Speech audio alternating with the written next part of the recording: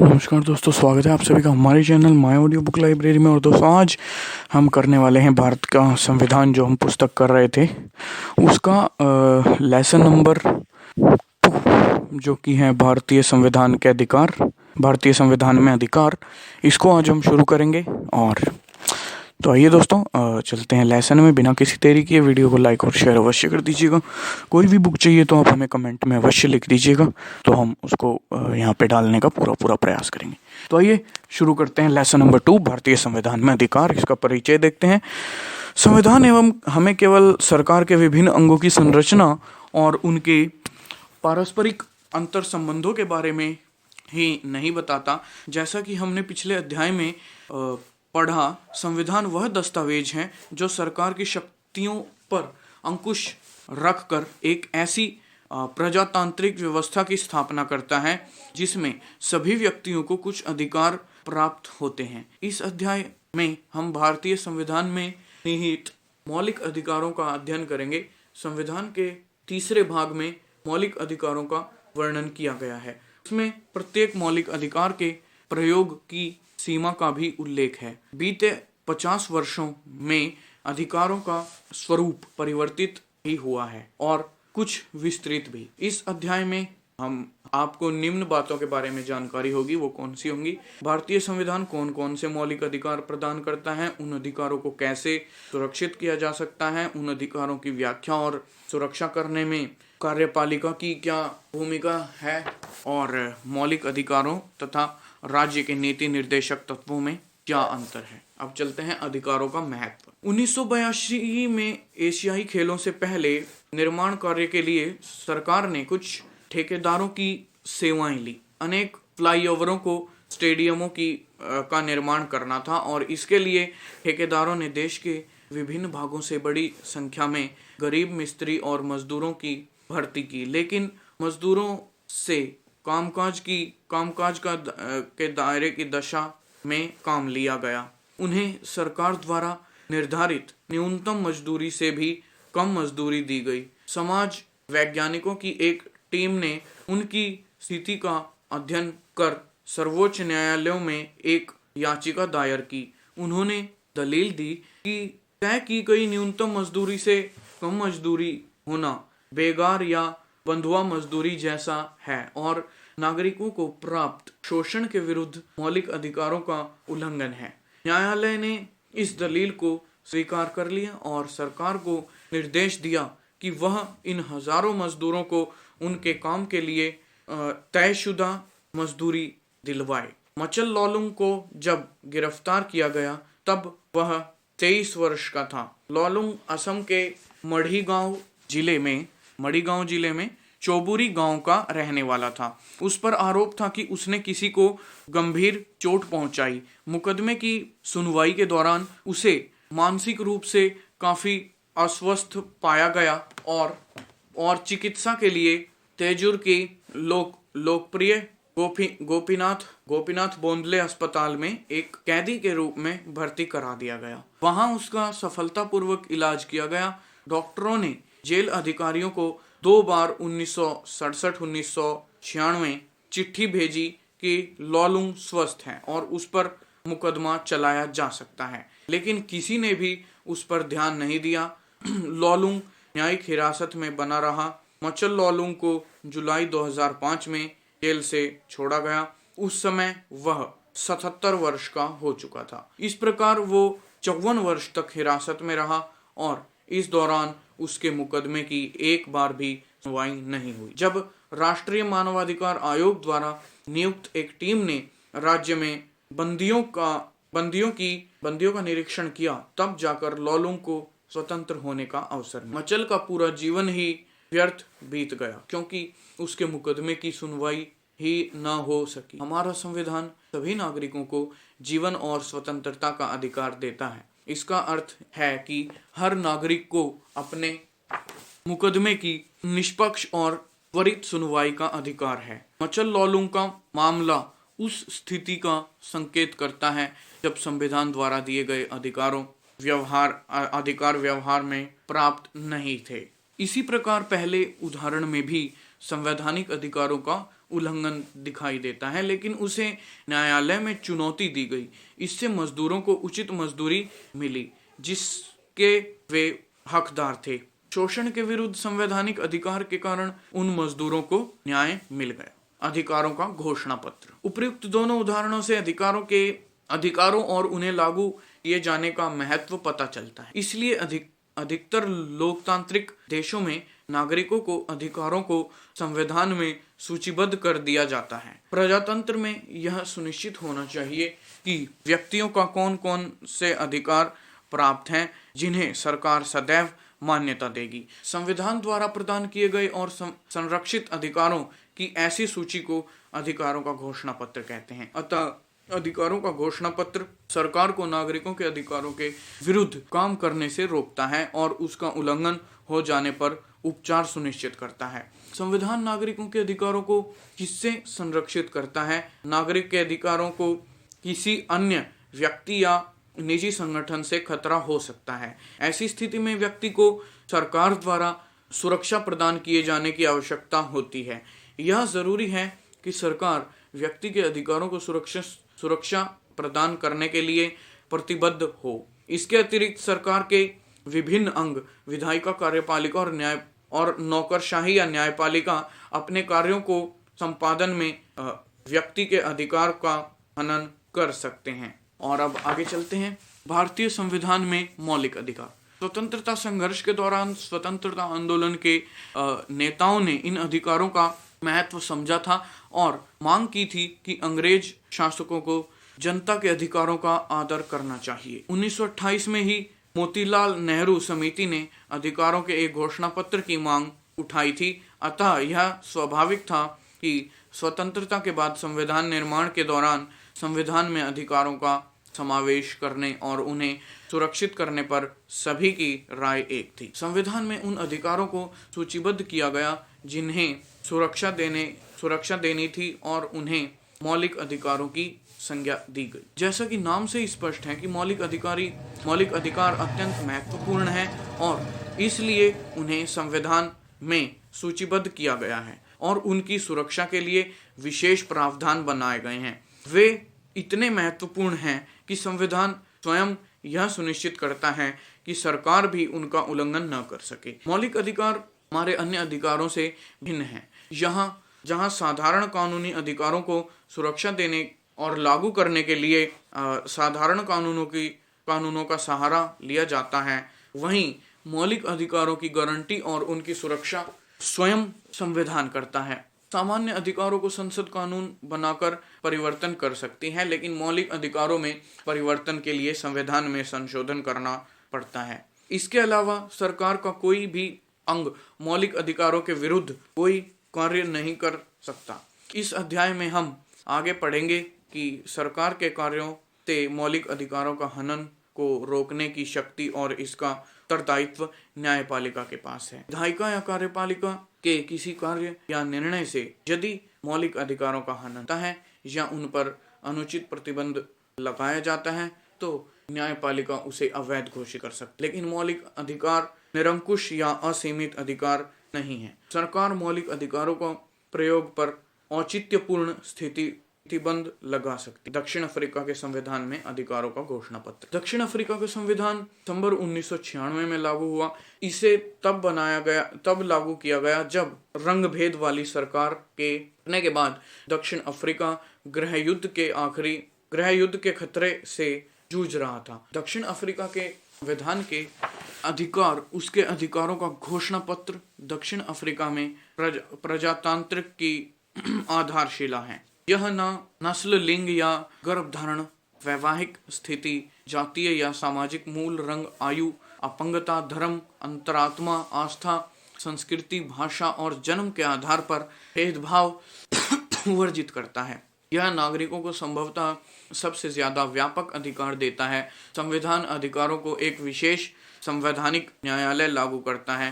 दक्षिण अफ्रीका के संविधान में सम्मिलित कुछ प्रमुख अधिकार इस प्रकार हैं: गरिमा का अधिकार, निजता का अधिकार, श्रम संबंधी समुचित व्यवस्था का अधिकार, स्वास्थ्यप्रद पर्यावरण और पर्यावरण संरक्षण का अधिकार, समुचित आवास का अधिकार, स्वास्थ्य सुविधाएं, भोजन, पानी और सामाजिक सुरक्षा का अधिकार, बाल अधिकार, बुनियादी और उच्च शिक्षा का अधिकार, सांस्कृतिक, धार्मिक और भाषाई समुदायों में अधिकार ना प्राप्त करने का अधिकार। अब इसके बाद आगे चलें तो समता का अधिकार आता है। निम्न दो स्थितियों पर विचार करें। ये काल्पनिक स्थितियां हैं, पर ऐसी बातें होती रहती हैं और आगे भी हो सकती हैं जहां आपको इनमें मौलिक अधिकारों का उल्लंघन दिखाई देता है। अब इन पे देखते हैं। स्वदेश कुमार अपने गांव गया, उसके साथ उसका एक दोस्त भी था। गांव के एक होटल में उन्हें चाय पीने की इच्छा। दुकानदार स्वदेश कुमार को जानता था, पर उसके मित्र की जाति जानने के लिए उसका नाम पूछा। उसके बाद दुकानदार ने स्वदेश कुमार को तो एक सुंदर कप में चाय दी, लेकिन उसके दोस्त को कुल्हड़ में चाय दी, क्योंकि वह दलित था। टेलीविजन के एक चैनल में समाचार पढ़ने वाले कुल 10 सदस्यों में केवल 4 को यह आदेश दिया गया कि आगे से वे समाचार न पढ़ें। वे सभी महिलाएं थी। इसका कारण यह बताया गया कि वे सभी 45 वर्ष की उम्र को पार कर चुकी हैं, लेकिन इस अवस्था में पार कर चुके 2 पुरुषों पर यह प्रतिबंध नहीं लगाया गया। अब भारत का संविधान, भाग 3, मौलिक अधिकार। यहाँ पे एक कॉलम है, संवैधानिक उपचारों का अधिकार, मौलिक अधिकारों को लागू करने वाले के लिए न्यायालय में जाने का अधिकार।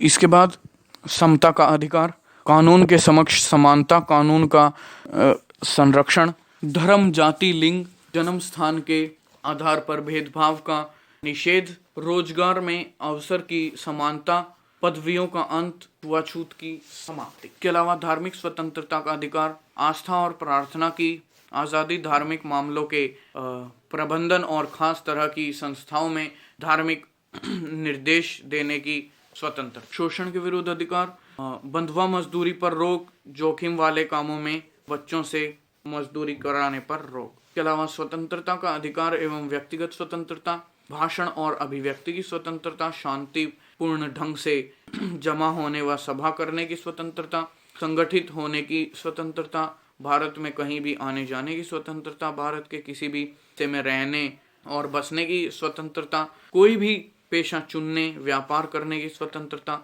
जीवन की रक्षा और दैहिक स्वतंत्रता का अधिकार, अभियुक्तों और सजा पाने वाले लोगों के अधिकार, अल्पसंख्यक समूहों के लोगों के सांस्कृतिक और शैक्षिक अधिकार, अल्पसंख्यकों की भाषा और संस्कृति के संरक्षण का अधिकार, अल्पसंख्यक लोगों की शिक्षा संस्थाएं और स्थापित करने का अधिकार। ये भेदभाव के स्पष्ट उदाहरण हैं। ये भेदभाव के स्पष्ट उदाहरण हैं। एक में जाति और दूसरे में लिंग के आधार पर भेदभाव किया गया है। आपकी राय में क्या ऐसे भेदभाव उचित हैं? तो ये आप देख सकते हैं। समता का स्रोत ऐसे 2 अन्य प्रकार के भेदभाव को समाप्त करने का प्रयास करता है। यह सार्वजनिक स्थलों जैसे दुकान, होटल, मनोरंजन स्थल और कुआं, स्नान घर और स्थलों में समानता के आधार पर प्रवेश देता है। जाति, नस्ल, रंग, लिंग, धर्म या जन्म स्थान के आधार पर प्रवेश में कोई भेदभाव नहीं हो सकता। यह उपयुक्त आधारों पर लोक सेवाओं में भी कोई भेदभाव वर्जित करता है। यह अधिकार बहुत महत्वपूर्ण है, क्योंकि पहले हमारे समाज में इन जगहों पर सबके साथ समान बर्ताव नहीं होता है। छुआछूत की प्रथा असमानताओं का सबसे भद्दे रूप है। समता के अधिकारों के द्वारा जैसे समाप्त कर दिया गया, इसी अधिकार के अंतर्गत यह भी व्यवस्था की गई कि केवल उन लोगों को छोड़कर जिन्होंने सेना या शिक्षा के क्षेत्र में गौरवपूर्ण उपलब्धि प्राप्त की है, राज्य के किसी भी व्यक्ति को कोई उपाधि प्रदान नहीं करेगा। इस प्रकार समता का अधिकार भारत को एक सच्चे लोकतंत्र के रूप में स्थापित करने का प्रयास करता है, जिसमें सभी नागरिकों को समान प्रतिष्ठा व गरिमा प्राप्त हो सके। और अब आगे चलते हैं। क्या आपने अपने संविधान की प्रस्तावना पढ़ी है? यह समानता को कैसे परिभाषित करती है? आप पाएंगे कि प्रस्तावना में समानता के बारे में 2 बातों का उल्लेख है।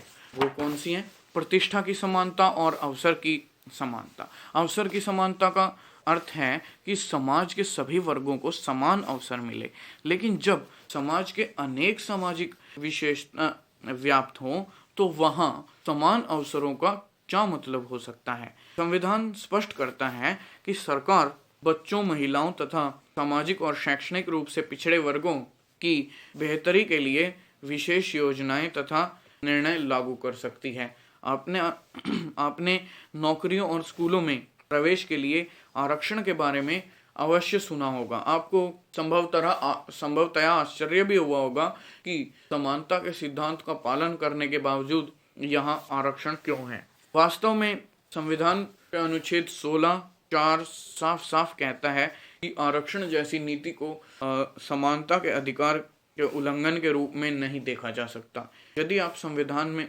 भावना देखें तो आप पाएंगे कि अवसर की समानता के अधिकार को पूरा करने के लिए यह जरूरी है। अब इसमें एक बॉक्स आ जाता है, आप एक न्यायाधीश हैं। आपको उड़ीसा के पुरी जिले में दलित समुदाय के एक सदस्य हादी बंधु से एक पोस्ट कार्ड मिलता है। उसमें लिखा है कि उसके समुदाय के पुरुषों ने उस प्रथा का पालन करने से इनकार कर दिया है जिसके अनुसार उन्हें उच्च जातियों के विवाह उत्सव में दूल्हे की सभी मेहमानों के पैर धोने पड़ते थे। इसके बदले उस समुदाय की 4 महिलाओं को पीटा गया और उन्हें निर्वस्त्र करके घुमाया गया। पोस्ट कार्ड लिखने वाले के अनुसार हमारे बच्चे शिक्षित हैं और वे उच्च जातियों के पुरुषों के पैर होने, विवाह में भोज के बाद धन हटाने और बर्तन मांजने का परंपरागत काम करने को तैयार नहीं है।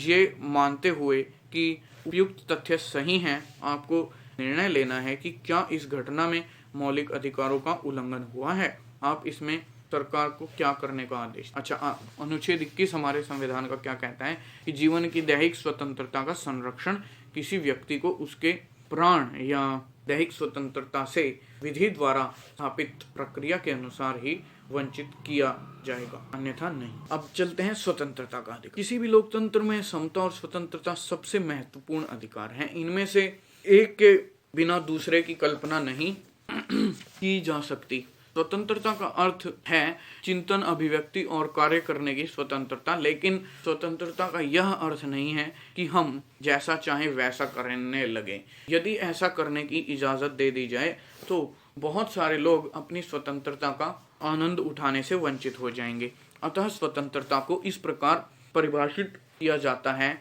कि बिना किसी अन्य की स्वतंत्रता को नुकसान पहुंचाए और बिना कानून व्यवस्था को ठेस पहुंचाए प्रत्येक व्यक्ति अपनी अपनी स्वतंत्रता का आनंद ले सके। जीवन और व्यक्तिगत स्वतंत्रता का अधिकार। स्वतंत्रता के सबसे महत्वपूर्ण अधिकारों में जीवन और व्यक्तिगत स्वतंत्रता का अधिकार है। किसी भी नागरिक को कानून द्वारा निर्धारित प्रक्रिया का पालन किए बिना उसके जीवन और व्यक्तिगत स्वतंत्रता से वंचित नहीं किया जा सकता। इसका अर्थ यह है कि किसी भी व्यक्ति को बिना कारण बताए गिरफ्तार नहीं किया। गिरफ्तार किए जाने पर उस व्यक्ति को अपने पसंदीदा वकील के माध्यम से अपना बचाव करने का अधिकार है। इसके अलावा पुलिस के लिए यह आवश्यक है कि वह अभियुक्त को 24 घंटे के अंदर निकटतम मजिस्ट्रेट के सामने पेश करे। मजिस्ट्रेट भी इस बात का निर्णय करेगा कि गिरफ्तार उचित है या नहीं। अब आगे चलते हैं। इस अधिकार द्वारा किसी व्यक्ति के जीवन को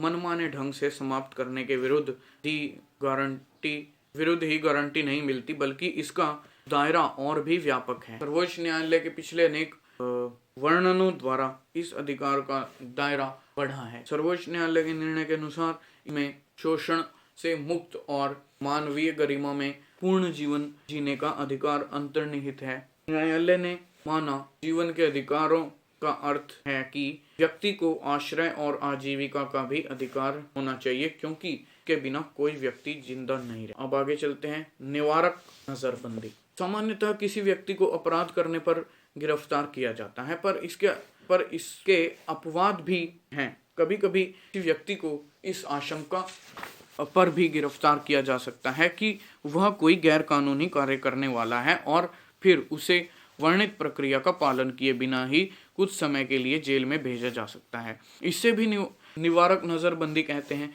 इसका अर्थ यह हुआ कि यदि सरकार को लगे कि कोई व्यक्ति देश के कानून व्यवस्था और शांति और सुरक्षा के लिए खतरा हो सकता है तो वह उसे बंदी बना सकती। लेकिन निवारक नजरबंदी अधिकार 3 महीने के लिए ही हो सकता है। 3 महीने के बाद ऐसे मामले समीक्षा के लिए एक सलाहकार बोर्ड के समक्ष लाए जाते हैं। प्रत्यक्ष रूप से निवारक नजरबंदी सरकार के हाथ में असामाजिक तत्वों से राष्ट्र विद्रोही तत्वों को निपटने के लिए हथियार है, लेकिन सरकार ने प्रायः इसका दुरुपयोग किया। अनेक लोग यह मानते हैं कि इस कानून में कुछ ऐसे सुरक्षात्मक उपाय भी किए जाने चाहिए जिससे सामान्य नागरिकों के विरुद्ध अन्य किसी कारण से ऐसे दुरुपयोग को रोका जा सके। वास्तव में जीवन और व्यक्तिगत स्वतंत्रता के अधिकारों तथा निवारक नजरबंदी के प्रावधानों में परस्पर विरोधाभास है। अब आगे चलते हैं अन्य स्वतंत्रताएं।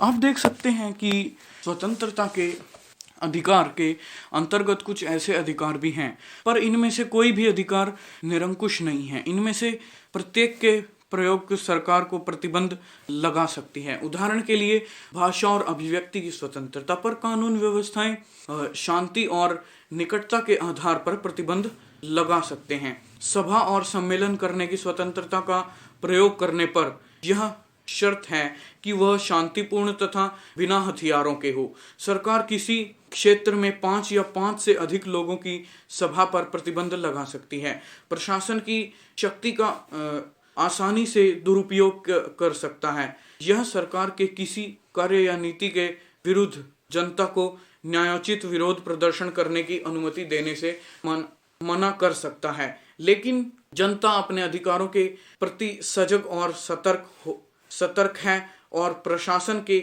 ऐसे कार्यों का विरोध करे तो इसके दुरुपयोग की संभावना कम हो जाती है। संविधान सभा में भी कुछ सदस्यों ने अधिकारों को प्रतिबंधित करने पर अपना असंतोष जताया था।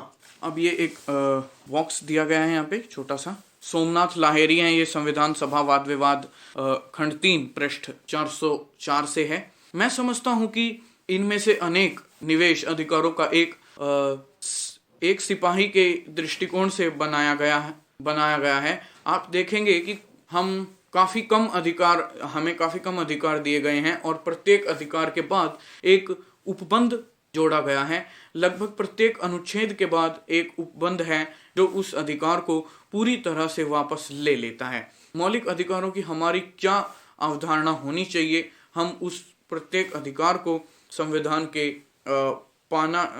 में पाना चाहते हैं जो हमारी जनता चाहेगी। आरोपी और अभियुक्त का अधिकार, हमारा संविधान इसका भी प्रावधान करता है कि जिन लोगों पर विभिन्न अपराधों के आरोप हैं उन्हें भी पर्याप्त सुरक्षा मिले। हम प्रायः ऐसा विश्वास कर सकते हैं कि इस पर भी किसी अपराध या आरोप लगाया गया है वह दोषी है, लेकिन जब तक न्यायालय किसी व्यक्ति को किसी अपराध का दोषी नहीं ठहराता तब तक उसे दोषी नहीं माना जा सकता। यह भी जरूरी है कि किसी अपराध के आरोपी को स्वयं को बचाने का समुचित अवसर मिले। न्यायालय में निष्पक्ष मुकदमे के लिए संविधान 3 अधिकारों की व्यवस्था करता है। किसी भी व्यक्ति को एक ही अपराध के लिए एक बार से ज्यादा सजा नहीं मिलेगी। कोई भी कानून किसी भी ऐसे कार्य को जो उक्त कानून के लागू होने से पहले किया गया हो अपराध घोषित नहीं कर सकता। किसी भी व्यक्ति को स्वयं अपने विरुद्ध साक्ष्य देने के लिए नहीं कहा जा सकता। और अगला टॉपिक है शोषण के विरुद्ध अधिकार। अपने देश में करोड़ों लोग गरीब, दलित और शोषित और वंचित हैं या लोगों के द्वारा उनका शोषण हो सकता है। ऐसे शोषण को हम अपने देश में बेगार या बंधुआ मजदूरी के रूप में जानते हैं। इसी प्रकार के एक शोषण में लोगों को दास के रूप में खरीदा और बेचा जाता था। इन दोनों प्रकार के शोषणों पर संविधान प्रतिबंध लगाता है। पुराने समय में जमींदार, सुदूर और अन्य धनी लोग बंधुआ मजदूरी करवाते थे। देश में अभी भी खास तौर से भट्टे के काम में बंधुआ मजदूरी करवाई जाती है। अब ऐसे अपराध घोषित कर दिया गया है और यह कानून द्वारा दंडनीय है। संविधान के अनुसार 14 वर्ष से कम उम्र के बच्चों को किसी कारखाने, खदान या अन्य किसी खतरनाक काम में नौकरी नहीं दी जा सकती। इस प्रकार बाल श्रम को अवैध बनाकर और शिक्षा को बच्चों का मौलिक अधिकार बनाकर शोषण के विरुद्ध संवैधानिक अधिकार को और अर्थपूर्ण बनाया गया है। धार्मिक स्वतंत्रता का अधिकार। अपने संविधान के अनुसार प्रत्येक व्यक्ति को अपनी पसंद के धर्म का पालन करने का अधिकार है। इस स्वतंत्रता को लोकतंत्र का प्रतीक माना जाता है। इतिहास गवाह है कि दुनिया के अनेक देशों को शासक और राजाओं ने अपने अपने देश की जनता को धर्म की स्वतंत्रता का अधिकार नहीं दिया। शासक के धर्म से अलग किसी धर्म को मानने वाले लोगों को या तो मार डाला गया या विवश किया गया कि वे शासकों द्वारा मान्य धर्म को स्वीकार कर लें। अतः लोकतंत्र में अपनी इच्छा के अनुसार धर्म पालन करने की स्वतंत्रता को हमेशा बुनियादी सिद्धांत के रूप में स्वीकार किया गया। आस्था और प्रार्थना की स्वतंत्रता। भारत में प्रत्येक व्यक्ति को अपना धर्म चुनने और उसका पालन करने का अधिकार है। धार्मिक स्वतंत्रता में अंतःकरण की स्वतंत्रता भी समाहित है। इसका अर्थ है कि कोई भी व्यक्ति किसी भी धर्म को चुन सकता है या यह निर्णय ले सकता है कि वह किसी भी धर्म का पालन नहीं करेगा। वास्तविक स्वतंत्रता धार्मिक स्वतंत्रता यह भी अर्थ है कि सभी व्यक्तियों को अपने धर्म को अबाध रूप से मानने, उसके अनुसार आचरण करने और प्रचार करने का समान हक होगा। लेकिन धार्मिक स्वतंत्रता पर कुछ प्रतिबंध भी हैं। लोक व्यवस्था, नैतिकता और स्वास्थ्य के आधार पर सरकार धार्मिक स्वतंत्रता पर प्रतिबंध लगा सकती है। धार्मिक स्वतंत्रता का अधिकार असीमित नहीं है। कुछ सामाजिक बुराइयों को दूर करने के लिए सरकार धार्मिक मामलों में हस्तक्षेप कर सकती है। उदाहरण के तौर पर सरकार ने सती प्रथा, एक से अधिक विवाह, मानव बलि जैसी कुप्रथाओं पर प्रतिबंध के लिए अनेक कदम उठाए हैं। ऐसे प्रतिबंधों की धार्मिक स्वतंत्रता के अधिकार में हस्तक्षेप नहीं माना जा सकता। धार्मिक स्वतंत्रता के अधिकार पर नियंत्रण लगाने के विभिन्न धर्म के मानने वालों और सरकार के बीच अक्सर ही तनावपूर्ण स्थितियां पैदा होती हैं। जब भी किसी धार्मिक समुदाय के कुछ क्रियाकलापों पर सरकार नियंत्रण लगा सकती है तो उस समुदाय के लोग यह महसूस करने लगते हैं कि वह उनके धर्म में एक हस्तक्षेप है। एक अन्य कारण धार्मिक स्वतंत्रता राजनीतिक विवाद को विषय बना जाती है। संविधान ने सभी को अपने धर्म का प्रचार करने की स्वतंत्रता दी है। इसमें लोगों को एक धर्म से दूसरे धर्म में परिवर्तन के लिए मनाने का अधिकार भी शामिल है। लेकिन कुछ लोग धर्म परिवर्तन का विरोध करते हैं। उनका मानना है कि धर्मांतरण है या लालच के आधार पर कराए जाते हैं। संविधान भी जबरन धर्म परिवर्तन की इजाजत नहीं देता। वह हमें केवल अपने धर्म के बारे में सूचनाएं प्रसारित करने का अधिकार देता है, जिससे हम दूसरों को अपने धर्म की ओर आकर्षित कर सकें। सभी धर्मों की समानता। विभिन्न धर्मावलंबियों के देश होने के कारण यह जरूरी है कि सरकार विभिन्न धर्मों के साथ समानता का बर्ताव करे। इसका अर्थ यह भी है कि सरकार किसी भी धर्म विशेष का पक्ष नहीं लेगी। भारत का कोई राजकीय धर्म नहीं है। भारत के राष्ट्रपति, प्रधानमंत्री, न्यायाधीश या अन्य किसी सार्वजनिक पद पर कार्य करने के लिए हमारा किसी धर्म विशेष का सदस्य होना जरूरी नहीं है। समानता के अधिकार के अंतर्गत यह भी हमने देखा कि सभी नागरिकों को इस बात की गारंटी दी गई है कि सरकारी नौकरियों में नियुक्ति के संबंध में सरकार धर्म के आधार पर भेदभाव नहीं करेगी। राज्य द्वारा संचालित शैक्षणिक संस्थाओं में न हो कि किसी धर्म का प्रचार किया जाएगा, न ही कोई धार्मिक शिक्षा दी जाएगी और न ही उसमें प्रवेश के लिए किसी धर्म को वरीयता दी जाएगी। इन प्रावधानों से धर्म निरपेक्षता को जीवन और बल मिलता है। अब इसके बाद आगे चलेंगे। अगला विषय है सांस्कृतिक और शैक्षिक अधिकार।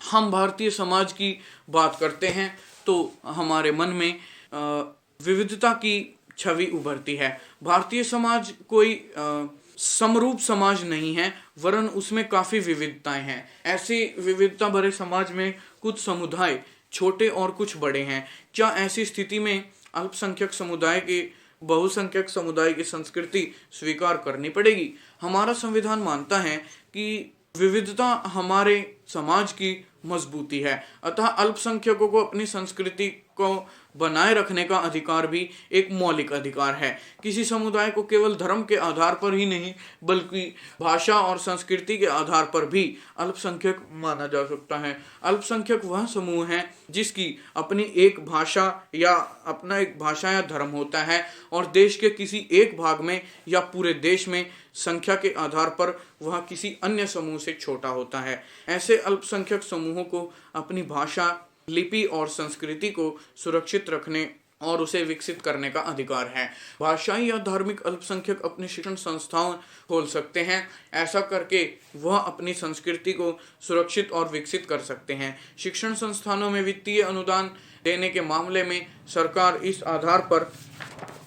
आधार पर भेदभाव नहीं करेगी कि उस शिक्षण संस्थान का प्रबंध किसी अल्पसंख्यक समूह के साथ में है। बहुसंख्यकों पर एक गंभीर उत्तरदायित्व है कि वे देखें कि अल्पसंख्यक सुरक्षित महसूस करें, लेकिन केवल धर्मनिरपेक्ष शासन में ही अल्पसंख्यक सुरक्षित रहेंगे। उनके लिए राष्ट्रवादी होना लाभकारी है। बहुसंख्यकों को अपने राष्ट्रीय दृष्टिकोण का दिखावा नहीं करना चाहिए। उन्हें स्वयं को अल्पसंख्यकों की स्थिति में रखकर उनकी आशंकाओं को समझना चाहिए। सुरक्षा की सभी मांगें उनकी आशंकाओं पर आधारित हैं और अल्पसंख्यकों के मन में अपनी भाषा, लिपि और नौकरियों के अवसर के संबंध में हैं। संवैधानिक उपचारों का अधिकार। इस बात से हर कोई सहमत होगा कि हमारे संविधान में मौलिक अधिकारों की सूची बड़ी आकर्षक है, लेकिन अधिकारों की विस्तृत सूची देना ही काफी नहीं।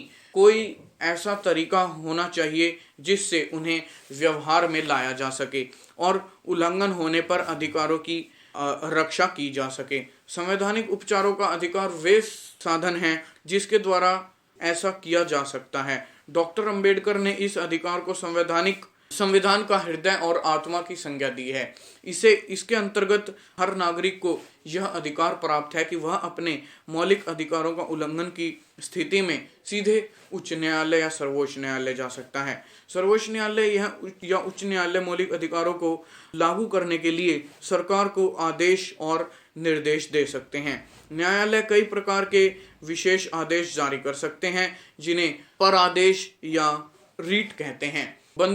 बंदी प्रत्यक्षीकरण के द्वारा न्यायालय किसी गिरफ्तार व्यक्ति को न्यायालय के सामने प्रस्तुत करने का आदेश देता है। यदि गिरफ्तारी का तरीका या कारण गैर कानूनी हो या असंतोषजनक हो तो न्यायालय गिरफ्तार व्यक्ति को छोड़ने का आदेश दे सकता है। परमादेश। यह आदेश जब जारी किया जाता है जब न्यायालय को लगता है कि कोई सर्वाधिक पदाधिकारी अपने कानूनी और संवैधानिक दायित्वों को पालन नहीं कर रहा है और इससे किसी व्यक्ति का मौलिक अधिकार प्रभावित हो रहे हैं। निषेधादेश। जब कोई निचली अदालत अपने अधिकार क्षेत्र का अतिक्रमण करके किसी मुकदमे की सुनवाई करती है तो ऊपर की अदालतें, उच्च न्यायालय और सर्वोच्च न्यायालय उसे ऐसा करने से रोकने के लिए निषेधादेश जारी करते हैं। अधिकार परीक्षा। जब न्यायालय को लगता है कि कोई व्यक्ति ऐसे पद पर नियुक्त हो गया है जिस पर उसका कोई कानूनी हक नहीं है, तब न्यायालय अधिकार परीक्षा आदेश के द्वारा से उस पद से कार्य करने से रोक सकता है। उत्प्रेक्षण या रीट। जब कोई निचली अदालत या सरकारी अधिकारी बिना अधिकार के कोई कार्य करता है तो न्यायालय उसके समक्ष विचाराधीन मामले को उसे लेकर प्रेक्षण द्वारा उसे ऊपर की अदालत या अधिकार में हस्तांतरित कर देता है। बाद में इन अधिकारों की रक्षा के लिए न्यायपालिका के अलावा कुछ और संरचनाओं का भी निर्माण कर दिया गया। आपने राष्ट्रीय अल्पसंख्यक आयोग, राष्ट्रीय महिला आयोग, राष्ट्रीय अनुसूचित जनता आयोग आदि के बारे में सुना होगा। यह संस्थाएं क्रमशः अल्पसंख्यकों, महिलाओं और दलितों के अधिकारों की रक्षा करती हैं। इसके अतिरिक्त मौलिक अधिकारों और अन्य अधिकारों की रक्षा करने के लिए कानून द्वारा राष्ट्रीय मानवाधिकार आयोग का भी गठन किया गया है। मानवाधिकार आयोग के बारे में है। अब किसी भी संविधान द्वारा प्रदान किए गए अधिकारों की असली पहचान तब होती है जब उन्हें लागू किया जाता है। समाज के गरीब, अशिक्षित और कमजोर तबके के लोगों को अपने अधिकारों का प्रयोग करने की स्वतंत्रता होनी चाहिए। People's union for civil liberties या people's union for democratic rights जैसी संस्थाएं अधिकारों के हनन के विरुद्ध चौकसी करती हैं। इस परिप्रेक्ष्य में वर्ष 2000 में सरकार ने राष्ट्रीय मानव आयोग का गठन किया।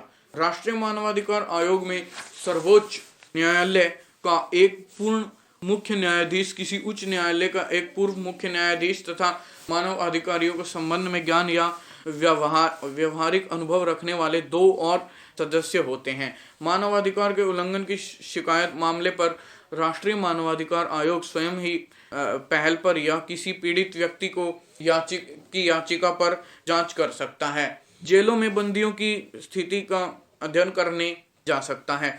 मानवाधिकार के क्षेत्र में शोध कर सकता है या शोध को प्रस्तावित कर सकता है।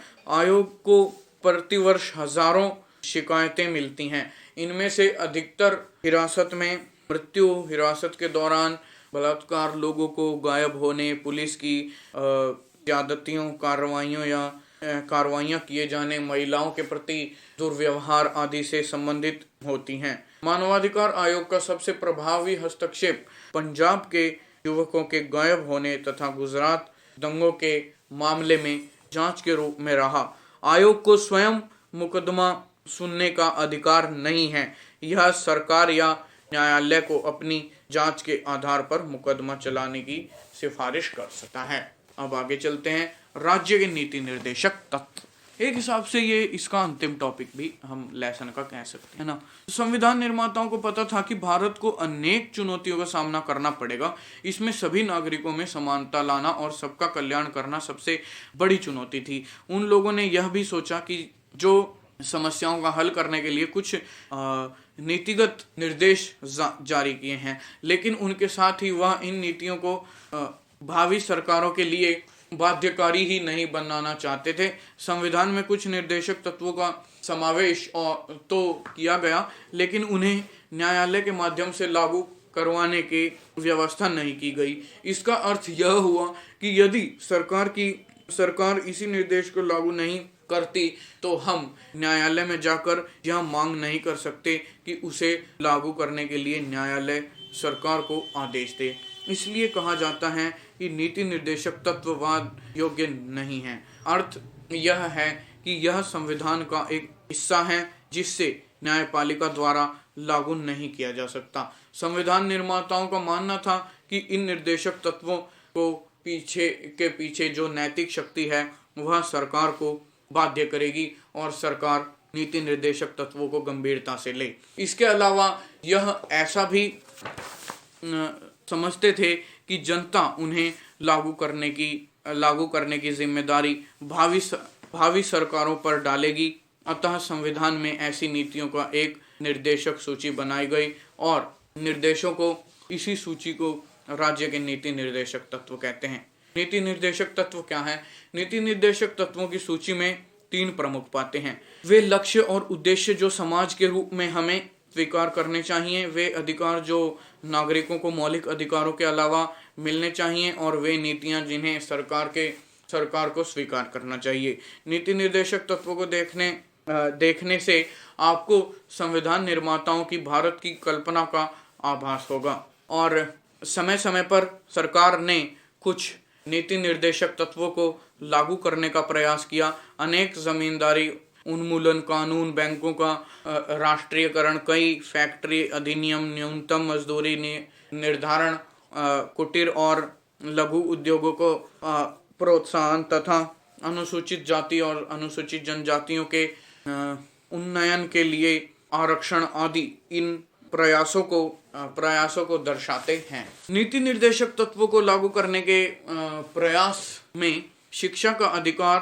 पूरे देश में पंचायती राज व्यवस्था लागू कराना, रोजगार गारंटी योजना के अंतर्गत काम के सीमित अधिकार, स्कूली बच्चों के लिए दोपहर के भोजन की योजना आदि सम्मिलित हैं। नागरिकों के मौलिक कर्तव्य ये क्या हैं? देखिए, वर्ष 1976 में संविधान का 42वां संशोधन किया गया।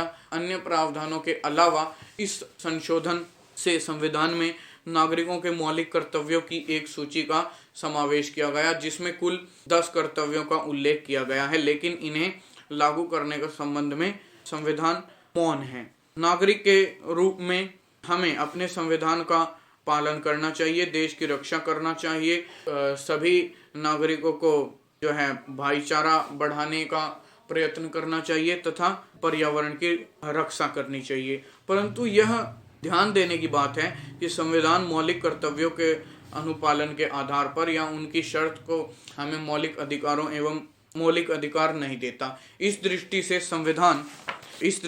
संविधान में मौलिक कर्तव्यों के समावेश से हमारे मौलिक अधिकारों पर कोई प्रतिकूल असर नहीं पड़ता। अब आइए आगे चलेंगे।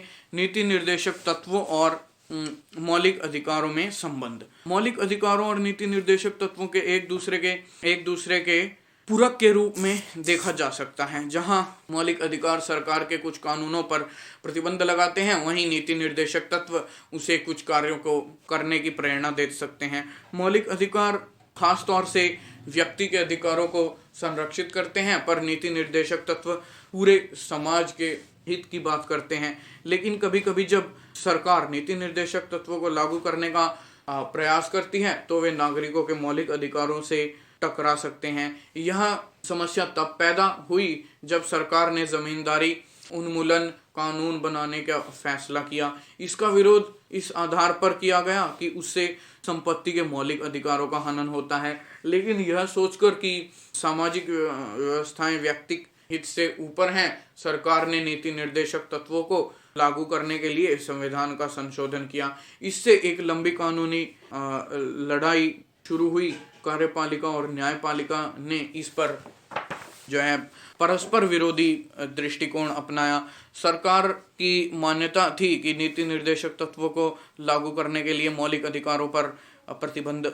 लगाया जा सकते हैं। इसके पीछे यह धारणा थी कि लोक कल्याण के मार्ग में अधिकार बाधक हैं। दूसरी ओर न्यायालय की यह मान्यता थी कि मौलिक अधिकार इतने महत्वपूर्ण और पावन हैं कि नीति निर्देशक तत्वों को लागू करने के लिए भी उन्हें प्रतिबंधित नहीं किया जा सकता। अब आगे चलते हैं। नीति निर्देशक तत्व देखिए, इनका उद्देश्य देखिए, सबसे पहले लोगों का कल्याण, सामाजिक, आर्थिक एवं राजनीतिक न्याय, जीवन स्तर ऊंचा उठाना, संसाधनों का समान वितरण, अंतर्राष्ट्रीय शांति को बढ़ाना, नीतियां, समान नागरिक संहिताएं, मद्यपान निषेध, घरेलू उद्योगों को बढ़ावा, उपयोगी पशुओं को बढ़ाने की रोक, ग्राम पंचायतों को प्रोत्साहन और ऐसे अधिकार जिनमें न्यायालय को दावा नहीं किया जा सकता, पर्याप्त जीवन यापन, महिलाओं और पुरुषों समान काम की समान मजदूरी, आर्थिक शोषण के विरुद्ध अधिकार, काम का अधिकार, बच्चों को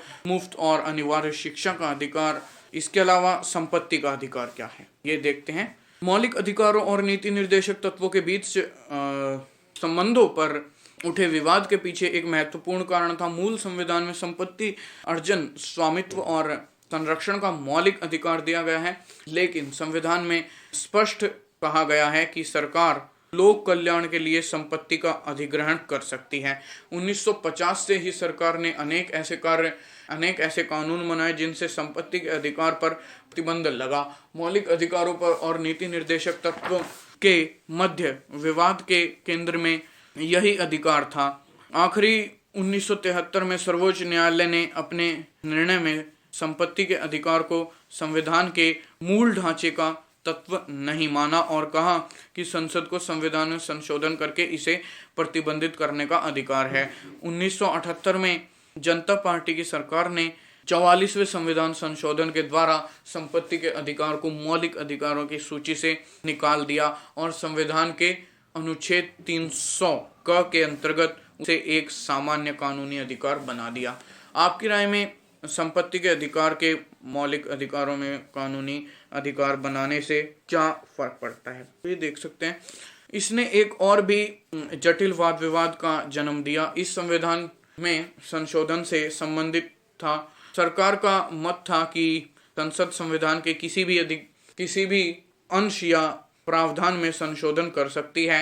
न्यायपालिका का कहना था कि संसद कोई ऐसा संशोधन नहीं कर सकती जो मौलिक अधिकारों का उल्लंघन करता हो। यह विवाद सर्वोच्च न्यायालय द्वारा केशवानंद भारती मुकदमे में दिए गए एक महत्वपूर्ण निर्णय से समाप्त हुआ, जिसमें निर्णय लेते हुए न्यायालय ने यह कहा कि संविधान के कुछ मूल ढांचागत विशेषताएं हैं और संसद इनमें कोई परिवर्तन नहीं कर सकती।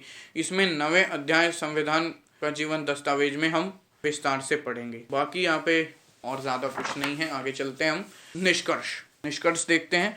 महाराष्ट्र के एक क्रांतिकारी समाज संवैधानिक ज्योतिबा राव फुले 1827 से 1890 की रचनाओं में हमें इस बात की आरंभिक झलक दिखाई देती है कि अधिकारों में स्वतंत्रता और समानता दोनों ही निहित हैं। राष्ट्रीय आंदोलन के दौरान यह विचार और स्पष्ट हुआ था, इससे संवैधानिक अधिकारों के रूप में प्रस्तुत किया जाने लगा। हमारे संविधान में इस लंबी परंपरा को मौलिक अधिकारों की सूची के रूप में देखा जा सकता है। 1950 से न्यायपालिका ने अधिकारों का महत्वपूर्ण संरक्षक की भूमिका निभाई है। न्यायिक व्याख्याओं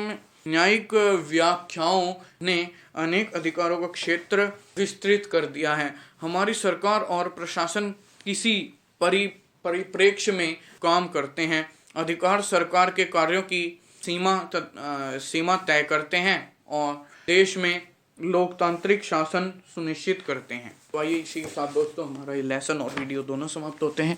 और यदि आपको किसी बुक की अपलोडिंग चाहिए तो आप कमेंट में लिख सकते हैं। वीडियो के बारे में हमें कमेंट कीजिए, वीडियो को लाइक और शेयर कीजिए और इस प्रयास को आगे बढ़ाने में हमारी सहायता सब्सक्रिप्शंस के रूप में कीजिए। हमारे जल्दी आप हमें सब्सक्राइबर्स दिलवाइए ताकि हम आगे और भी काम हम अच्छे से कर सकें, हमें बल मिल सके।